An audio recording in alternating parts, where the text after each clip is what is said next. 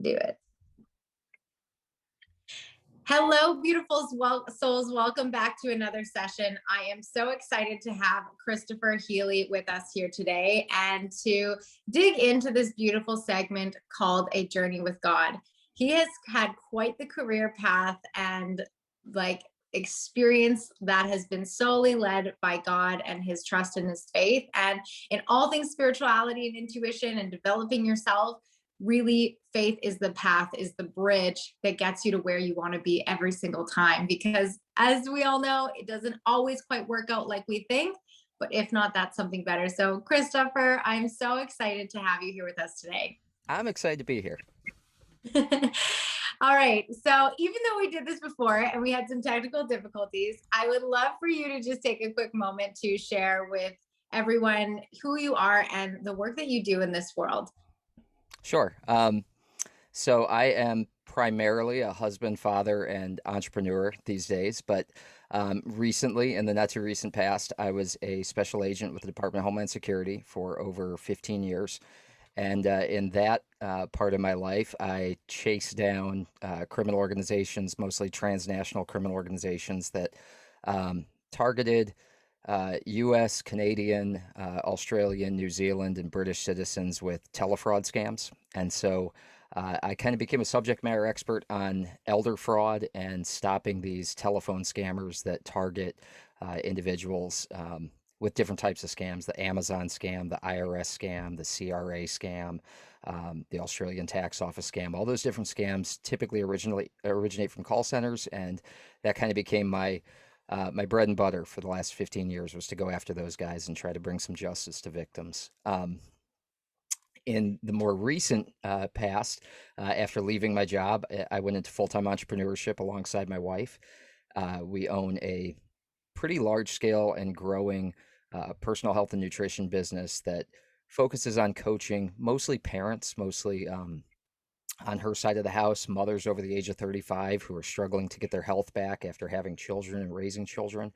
And on my side, I mostly deal with dads and help them kind of find that form that they used to have, help them kind of reestablish themselves and become more indispensable to their families. So it's been a passion project of ours for over a decade, and we've owned that business together, and it's really grown. And then just kind of on the side, I do security consulting and private investigations because I'm still passionate about helping individuals who are dealing with financial fraud or other problems.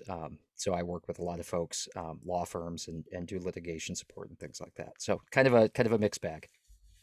I love that. You get this taste of these two totally different dynamic worlds. And I'd love to know, what was that draw for you that really brought you into your first career? Like, what was that thing that was like, hey, I think I need to go after this path of trying to help people and protecting people? What was that experience like? So when I was actually I was about to start graduate school when 9/11 happened, and I was an archaeologist of all things. And so I grew up in New England. I was actually working on an archaeological dig in like down East Maine, so almost like 30 minutes from New Brunswick. And I was probably the last person on the East Coast to find out about the terrorist attack, because I was out in the woods all day and working on this dig, and I came back and it was like 5 p.m. and I just wanted to shower and get the dirt off me, and turned on like Sports Center and was kind of shocked to see the towers collapsing on Sports Center. It was just so off-putting. I didn't know what I was looking at.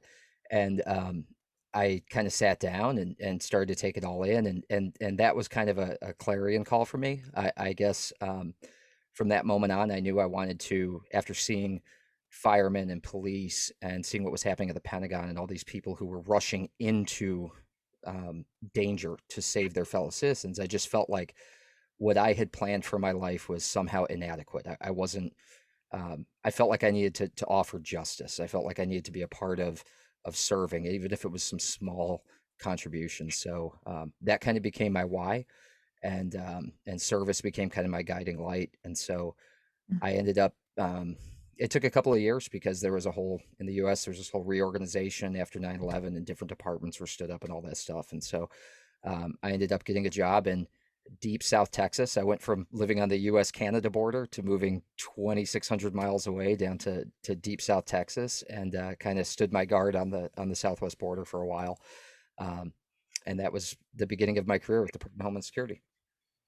Wow. So you were in this place in your life where you were doing something that I assume you loved, being an archaeologist. Yeah. And had this moment of a calling where it was a call to service. Very much so. And as a non-negotiable, you went with it. Okay, well, if not here, I'm going here. And Right. that led you to a very incredible part of your story. I'd love for you to share a bit about how that answering that call and answering this call to service led you to you being able to meet your now wife. Yeah. So, culturally, like growing up in New England, it's a very, homogeneous population there in Maine. So, moving all the way to deep South Texas was a culture shock. It was I mean, the food is different, the language is, I grew up kind of with, having to learn to speak French in the summer because the Quebecois would come down and like hang out at Old Orchard Beach. And so you didn't take Spanish, you took French, and you had a totally different cultural relevance where I grew up. And then to move to deep South Texas, I was kind of a fish out of water in a lot of ways. I was the Tex-Mex food and the Spanish language and all the cultural things that I was unfamiliar with. Just the way, it's much more flat. Just everything about it is different than Northern New England. And so I was kind of there and feeling kind of like lonely, and it was like one of those just kind of moments that it's fate, because I never went out, like didn't go out to bars, didn't go out like looking for dates or anything. I was very focused on my work. And one of my buddies was like, "Hey, let's go, it's Tuesday night, let's go shoot pool. Like we haven't done anything in a while." And so I went with him to shoot pool to a place I'd never been before. And my wife actually, I tell people it's not a romantic story. Like we met at a bar, we met at a pool hall, but she walked in and she saw me and she was like, "That's that's like a white guy I've never seen before, and I'm not related to him," because it's this like small town, and she's kind of like related to half the white people in that town. So she was like, "I got to get to know this guy." So she came up and actually introduced herself to me. And what was funny about it is she had never been there either. And she had a friend who needed to study for a test and asked if she could use her apartment that night. And so my wife was like, "Well, I guess I'll go find something to do." And so she went, called a couple of friends, and someone was like, "Hey, we're over here. Why don't you come and join us?" And so she had no reason to be there, and we otherwise wouldn't have met. Both of us just kind of ended up in that place. And that was kind of the neat story, was that I don't think either of us ever went there again, to be honest with you, after we met each other. So, but from then on, that was it. We were kind of inseparable after that. What do you mean that's not a romantic story? That's like the perfect divine synchronistic moment that everybody wishes for. If you saw the bar, you'd know it wasn't a romantic story. But the best part about it is that several years ago, that bar got torn down, and they put a Chick-fil-A there. And so now I get to tell people that we met at a Chick-fil-A. So it's a little bit better story when I tell it that way. Yeah, I love that. Well, me and my husband reconnected through Tinder, so I think yours might have me beat. All right, there you go.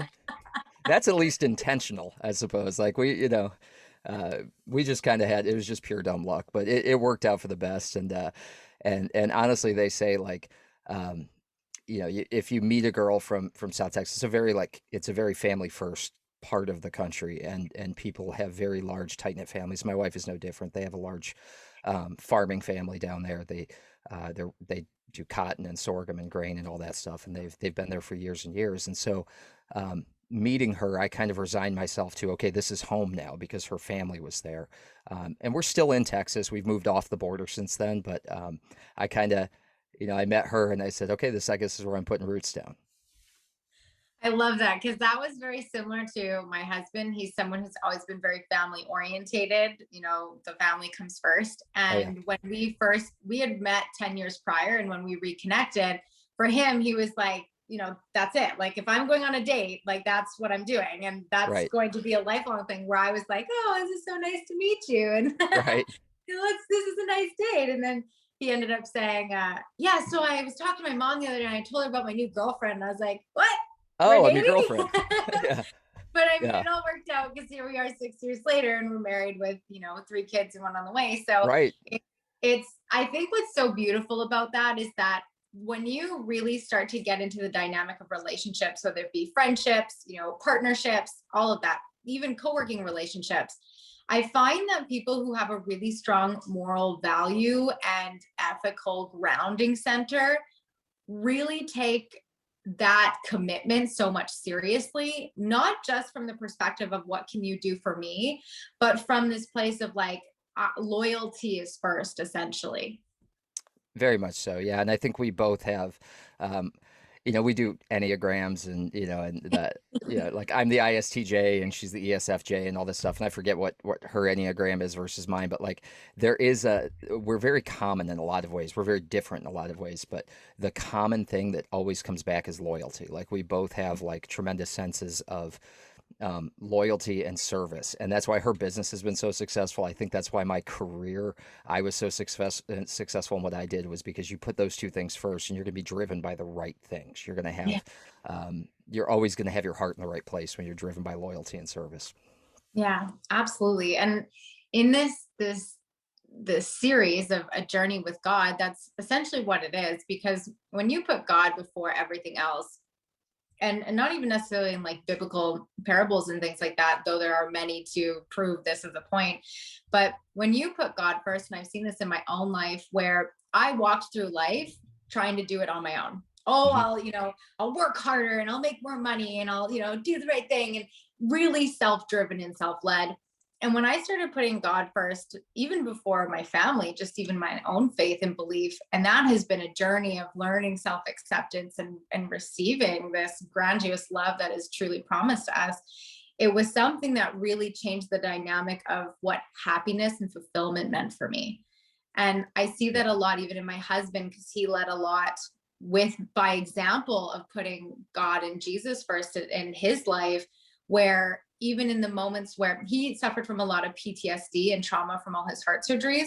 Hmm. And when he found Jesus, it was like, he always says, when you find Jesus, like truly find Jesus, it's like a freight train hits you. You can't walk away from that the same person anymore. Yeah. And the more that he continued to lead by that example, the more I would see him, not overreacting, not getting as angry, so much more patient, so much more compassion. And he was already a relatively very patient and compassionate person considering everything he'd gone through. But it was like a night and day switch. And so for me, that really piqued my interest, because it was like, I've watched people who were the Sunday Christians. Hmm. Hmm. And it never made sense to me. And so when I really saw it as a firsthand experience, not even including all the miracles that we went through throughout his journey, it was this moment of realization to me where I started digging into people who are doing big things in the world, and not necessarily, serving millions of people, but just people who were being led by something so much greater than money. That at the root of all their stories is they had a strong faith in God. Oh, without a doubt. Yeah. And I think if, I talk to a lot of people, and a lot of people talk about, the universe, or they talk about, kind of other, I guess modalities of spirituality. And, Yeah. and for me, it's always been, I grew up in a Christian household, but I grew up in a household where my dad was, went to Catholic school, and kind of came up in a very strict, kind of more Orthodox Irish Catholic sort of house. And my mom was very Southern Baptist. And between the two of them, it was a very different dynamic. So, I kind of had to choose a little bit, and then our family kind of found kind of a home, and maybe a more middle road type church home. But I never got away from my faith, but I had gotten away from organized religion to a large extent when I moved down to Texas. I put myself into work, but I would say that the kind of what put service first, what put my need to serve and do that, was the idea of cardinal virtues that were installed in me growing up, and growing up with that Catholic kind of influence in my life. That wisdom, justice, temperance, and courage are the most important virtues, and the things that the reasoned man, the well-formed man should attempt to live their life by. And I mean, it's the whole. I mean, you can read. I mean, how many ancient texts, Yeah. from the early Christians on those four cardinal virtues. And to me, justice was the driving force. I thought this is a very Christian thing to do. It's a very Christ-led thing to do, to be seeking justice for others. And, so I've never been led astray. The times in my life when I have been trying to put my own career first, my own needs first, and I think the path that I'm set out on is this, God has a way of correcting and like reminding me that no, you're not getting that promotion. You may not understand why you're not getting that promotion, right? But then when you don't get that promotion and something happens in your life 6 months down the road that allows you to be more present in the life of your family, and you would have never been able to had you gotten that promotion, you start to see the wisdom, and then you stop questioning things. You start to say, okay, you've got a plan for me, and your plan and my plan are not always going to be the same, but I've always trusted and never been led astray. So yeah, I really love that you share that, because of the I guess the foundation of everyone's personal development growth and journey is learning to trust and surrender to a plan bigger than their own. for sure. And the ability to serve, even if that's a mom or a dad to your children, or a position in the company that you're in, out of a place of ethics and really just honestly doing the right thing. And sometimes doing the right thing can feel like two different components. And I'd love to hear from you if you've ever had an experience where something was presented as the right thing, but it actually, in fact, wasn't, when you checked in with yourself and just like what could be that path if you walk down it. Yeah, I think, in large part, so I worked a lot with public corruption in the course of my career. And so I've always had this saying that the easy thing to do and the right thing to do are very rarely the same thing. And so, the easy thing to do is often to go along to get along. And that might be the right thing for your career. But I saw, as somebody who investigated public corruption, how those slippery slopes begin. And the easy thing to do when you see something that's wrong, is to look the other way, right? And is to not stand up and to not say, hey, that's wrong. The right thing to do is to call out injustice when you see it, and to be selfless and to put yourself forward, even if it means it's going to be a hit on your career, even if it means it's going to cause you problems in your office or in your agency or in your organization, whatever that may be. To do the right thing, you're never going to be wrong. It may not feel right when when you suffer the consequences of that, but you can sleep at night. And so I've always kind of put that as my at the forefront, that the easy thing to do and the right thing to do are very rarely the same thing. And if you have a question about whether it's the right thing to do, that's usually, you can usually check right there. Well, what is the easier road? Okay, then you kind of know where you need to go. And I think that that's difficult for a lot of people, because a lot of folks want to go along to get along, and they want to have the path of least resistance. But that's not the path that that God necessarily puts in our place. It certainly wasn't the path that Jesus had to walk. I mean, how easy would it be, to call down a legion of angels and say, I'm good here. I don't need to die for your sins. I don't need to be this guy. But he lived his convictions, and he lived by his word. And so, if you can't do the same, you're not really walking the path. And so that's just kind of always been how I've looked at it. It's like there's a reason you're in this situation. There's a reason that you are being given this opportunity. This obstacle can be an opportunity, and the right path is always to do the right thing, even if it's not the easy thing. Yeah, I really love how you say that, because it's really what it boils down to. And that's what you learn fundamentally through a personal development journey, or even ultimately a spiritual journey, because you can find teachers teaching all different types of ideologies and beliefs. And, I believe that we all go down certain paths that inevitably are just leading us back to the one.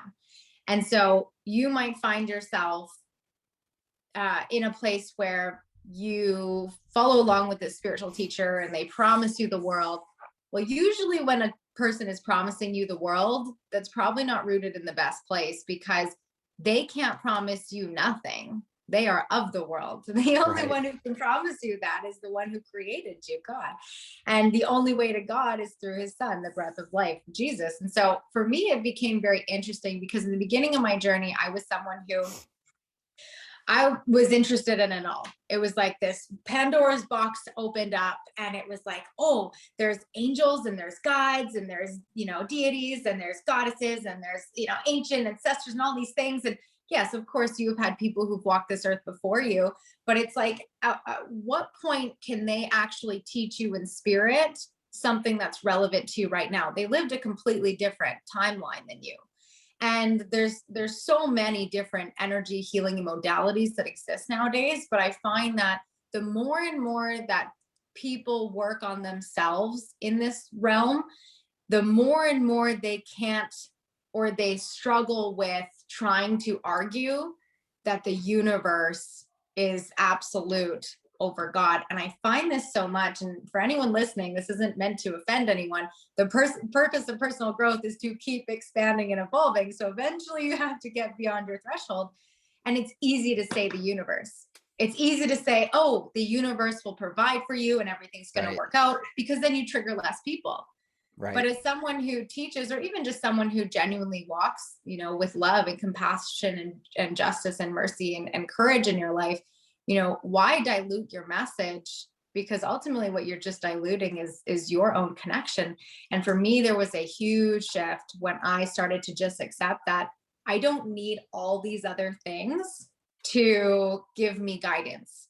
I just need one thing. And it made my intuition clearer. It made the ability to make decisions easier, not always the easiest decisions, but it Right. just made the answer obvious, if that makes sense.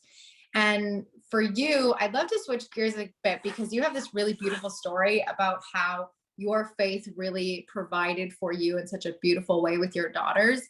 And I'd love for you to take a moment just to share that story, because it just fills my heart so much. I know it will for anyone who listens too.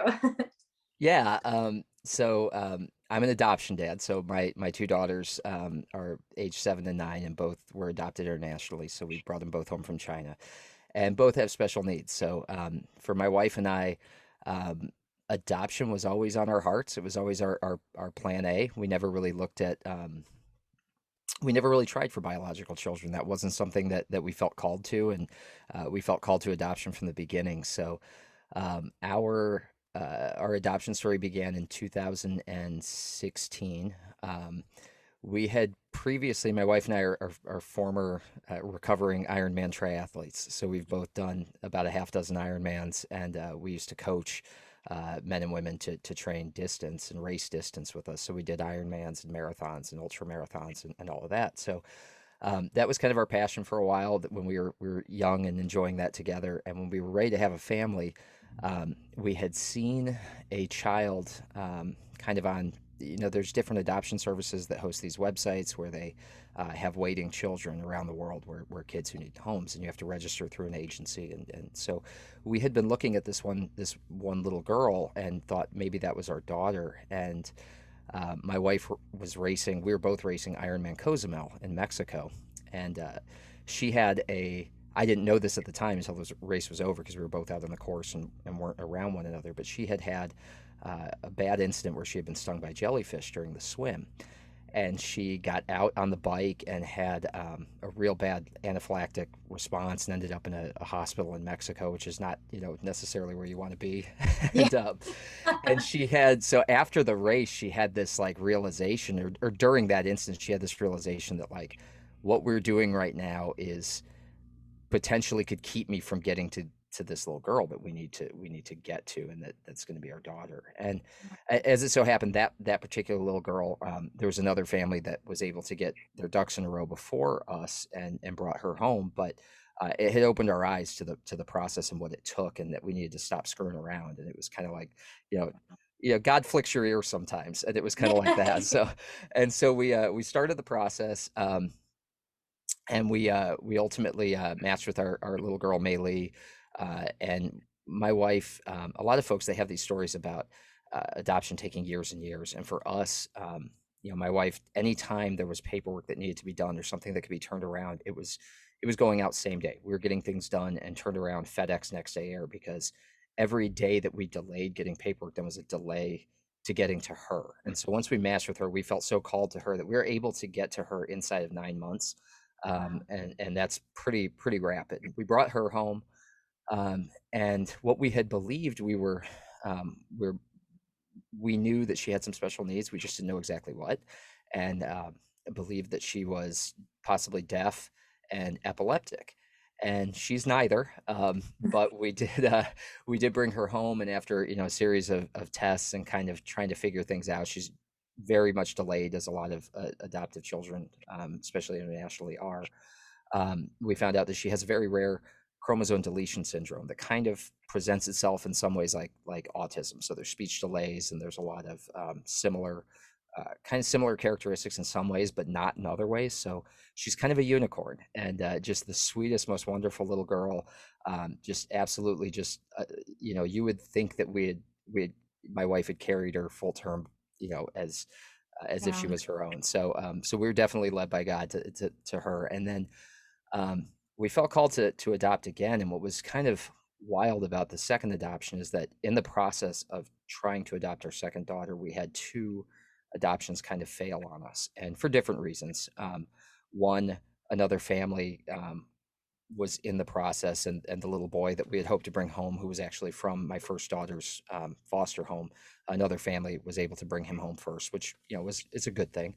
And our second adoption, actually, we had attempted to go through Hong Kong for an adoption, and all the things that happened in Hong Kong in 2019, all the upheaval and democracy protests, and the Chinese national government kind of clamping down on that, it stopped the adoption process, and so we weren't able to go forward with that. So we felt, like a lot of people are telling us, hey, you've had two attempts at this, maybe you should pump the brakes and like let your heart heal a little bit. But my wife felt tremendously strongly that there was a little girl that we needed to bring home, and needed to do so quickly.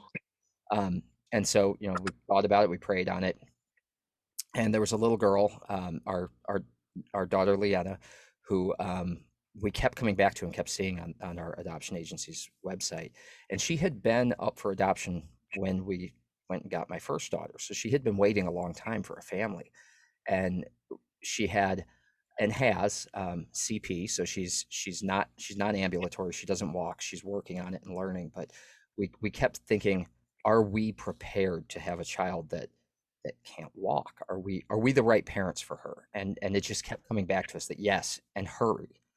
And so for Wow. whatever reason, we felt led to really, really like push hard. And so my wife went kind of all in, and we got to her in like 8 months, and we got to her in October of 2019. And if you're aware of what was going on in China at the time, now what we now know is that COVID had already started in China. The outbreak had already started, and we got home like the day before Halloween in 2019. And about 4 weeks later, they stopped all of the adoptions out of China. And then, of course, by January, they were locking down cities and welding people into houses. So had we delayed at all, had we not followed, what, again, God flicks your ear. I mean, it keeps saying, like, I put these roadblocks in. I stopped this adoption for a reason. I stopped this other adoption for a reason. I keep leading you back to the little girl you were supposed to adopt. Why don't you people listen to me? And when we listened, and it was like, go, like that just kept coming to us like, hurry. And so we did everything at a higher pace than most people would have believed, and got to her in what amounts to record time. I mean, we were like 8 months from start to finish. Yeah. Had to come up with $30,000 and figure out how to fund it, and get to her as quick as we could, and managed to do so. And it turns out that had there been any delay whatsoever, she'd still be waiting for a family, and she wouldn't be here with us. And she spent the last 2.5 years with us. She's now ambulatory to the extent she uses a walker. She's a fully functional second grader who has friends, and all the little girl things, the princess stuff, and all this stuff. I mean, just a wonderful addition to our family, and just like an absolute joy to be around.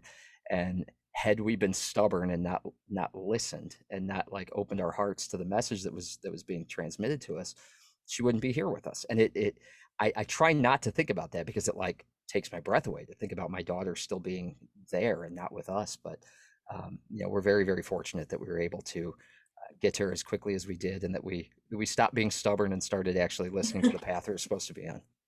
Yeah. Oh, That story is so beautiful, and I just get goosebumps even though, this is the second time I get to hear it. It's like I'm hearing it for the first time, and Yeah. truly it's such a beautiful story for a multitude of reasons.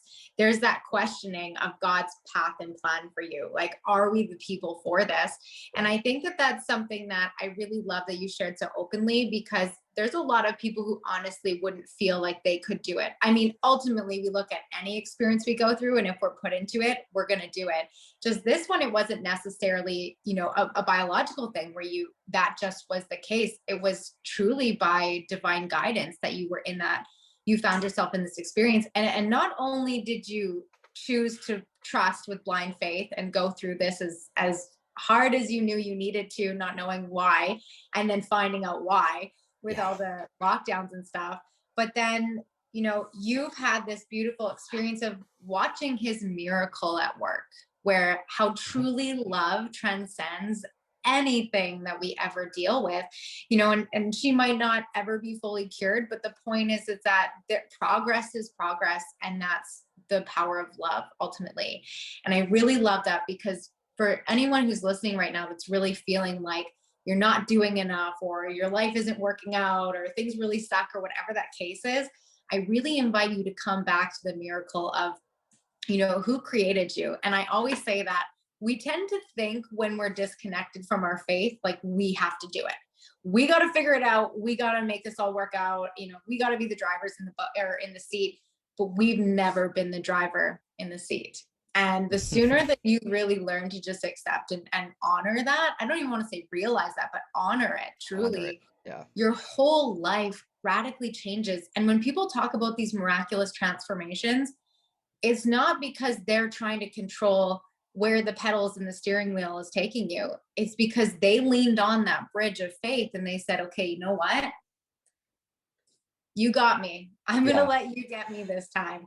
And you just do what you feel called and what you feel like is right. Because in that, it's a great example of how you shared that it's not always about what's easy, it's about what's right. And that's Mhm. a prime example, that story of truly what that looked like, how it played out, and now where you get to be, where not only were you able to retire from this corporate job, but then also to be able to truly be that stay-at-home dad that gets to now help other dads in an act of service to help them better themselves, because ultimately they're not just bettering themselves, they're bettering themselves for their family. And what's wild about that is the whole story. It just kind of, if you asked me in 2017 what my path was when I, had, I was applying for a promotion and that by all rights I should have had. I was the most experienced guy. I was the most experienced applicant, and the guy who got the job over me, who ended up getting promoted over me, was promoted largely out of kind of a nepotism type relationship. He was very good friends with the Yeah. selecting official. And so it was kind of one of those, yeah, you might be best for this job, but my buddy is also applying. And I was deeply wounded by that and hurt by that and had this like very like, a period of several months of anger and just kind of like resentment about what had happened. And then I brought my daughter home a couple months later, and then we get this diagnosis, this rare genetic disorder, this deletion syndrome that's going to require a lot more of her parents and therapy and things like that. And I just kind of, paused and was like, huh, okay. so so what I thought was the right path, and and why I was angry and upset, and it's just pump the brakes a little bit and listen. And and what that did for me, it opened up an opportunity, because the guy who ended up getting promoted, he left a position in Houston to take this job in San Antonio. So it opened up a position in Houston.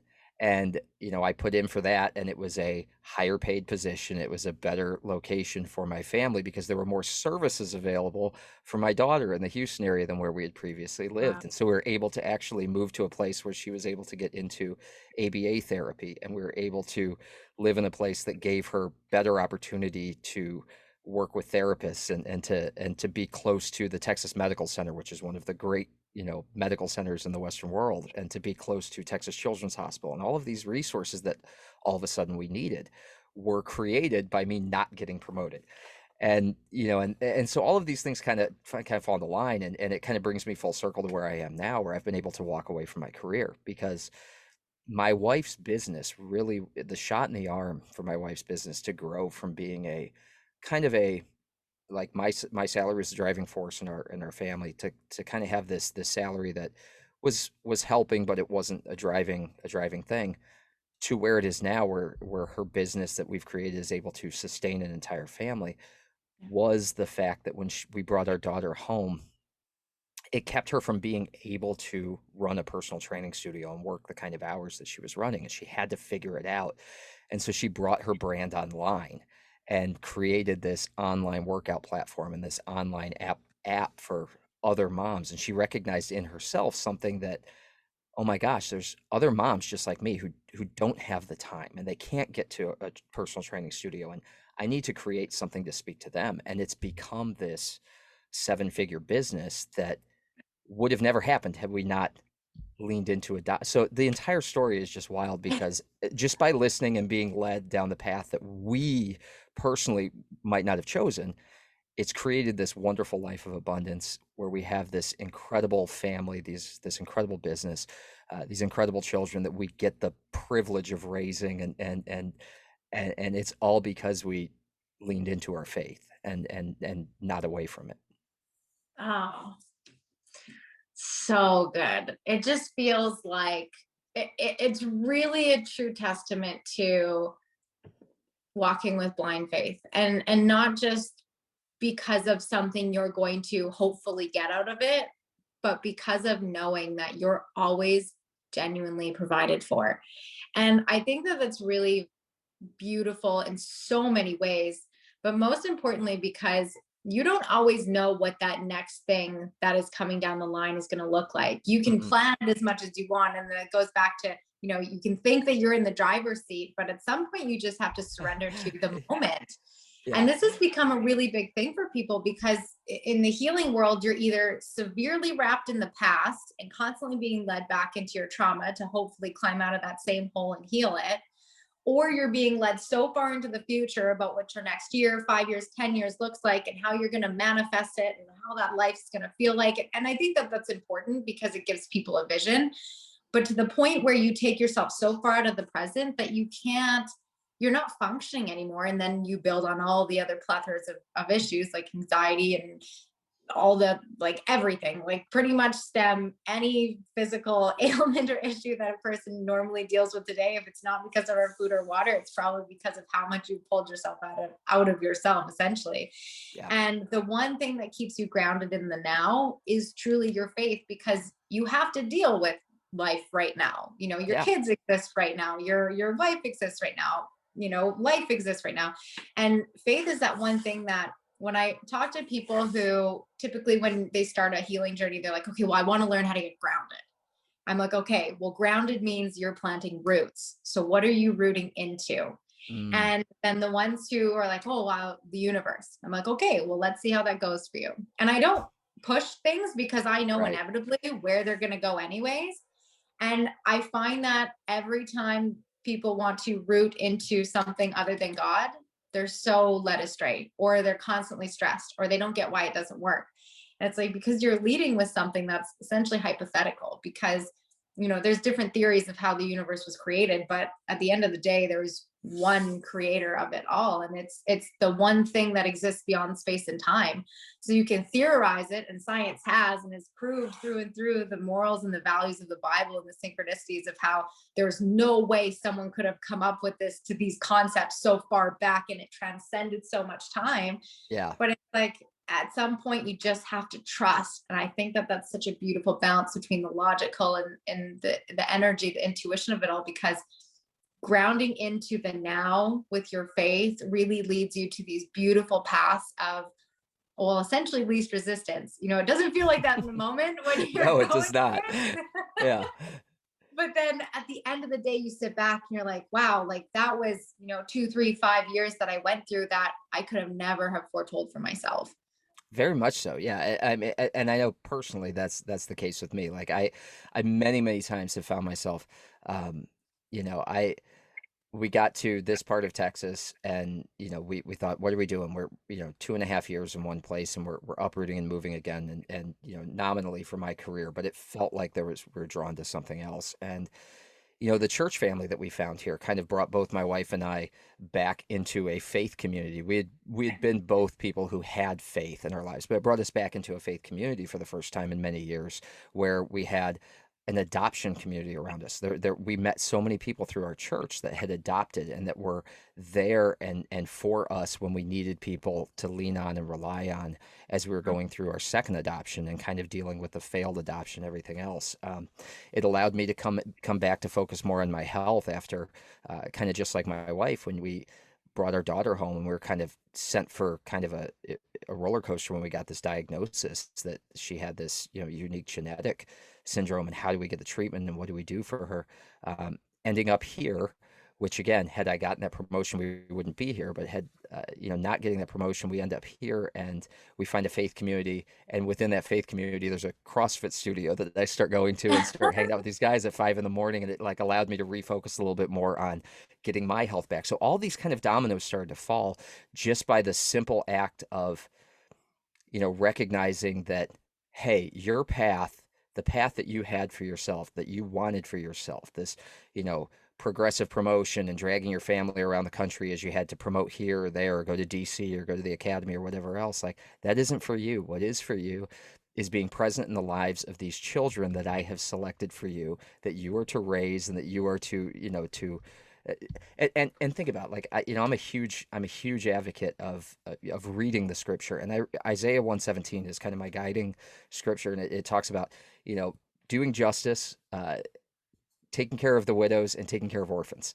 And I've always been drawn to that. And so I find myself being like, okay, you had your law enforcement career. There's your justice. You've been working on elder fraud. How many of your victims were widows and the people that you have been bringing justice to? And now is the point where you are to care for these children that I have put in your path, and you are to be a father to them as I am to you. And so it's not an accident. It's just when you start to recognize with hindsight the path that you've been placed upon, your faith is strengthened, and you lean into things like leaving a 15-year career without any hesitation. Like I didn't like fight it and think, oh no, this isn't for me, I shouldn't do this. It was like, okay, no, this is right. God hasn't led me astray thus far. Like if I'm getting these signals and I'm being told like, hey, like your career is a roadblock, your career is getting in the way of your family's best interests and what I want for this family, I want for you and your wife and these children. Okay, then I'll leave my career. So yeah, I can't emphasize enough for the people who are listening that like receive those messages. Like lean into your faith. Like lean into your faith. Understand that it is not a mistake. It's not, you're not getting the wrong, the email you're getting in your brain is not wrong. It's lean into it. Stop thinking you're, like you said, stop thinking you're in the driver's seat. You very much are not. Yeah. And just to tie it all up, I love it because as a byproduct of you following this internal guidance and these knowings and these intuitive downloads from God, essentially, it led you to be in that position that once where you chased, in a sense, that ability to provide at a higher capacity with money, you're finding that in a totally different place where now the sky's actually the limit. Like you're not under somebody dictating what that number looks like. It's like, no, I get to live my life abundantly, wholeheartedly, with faith driving in the seat, and everything else truly just works out, both in the challenges and in the best of times as well. Very much so. Yeah. So no, I mean, I know we'll talk offline, but you should talk to my wife as well, because she's probably even more articulate about this stuff than I am, just being guided and recognizing. It took me longer because I'm a bit of a, the alpha personality, the law enforcement personality of having to be in control and having to be, I'm leading this case. This is my investigation. Like that's hard to break. It's hard to get that, like that attitude of like, I'm the guy in the room that everyone looks to for leadership. It's sometimes hard to recognize that, there's a bigger leader, and that you need to step back and recognize that you are not leading. You are being led. And for her, I think it was much easier than it is for me. But but without that steady presence of having her in my life, I might not be I might still be banging my head against the wall and stubbornly driving forward on the path that that was really not for me. This was my favorite conversation in so many ways. And I think that for anyone listening, if you take anything away from this, it's like you can try and avoid faith. You really can, but Hmm. it's not going to provide for you in the way that this divine surrender truly can. And, God placed us all here. I heard this saying, and it was from Anthony Trucks. And he said, for me, what was the turning point was I realized that God made a promise to humanity when he created me.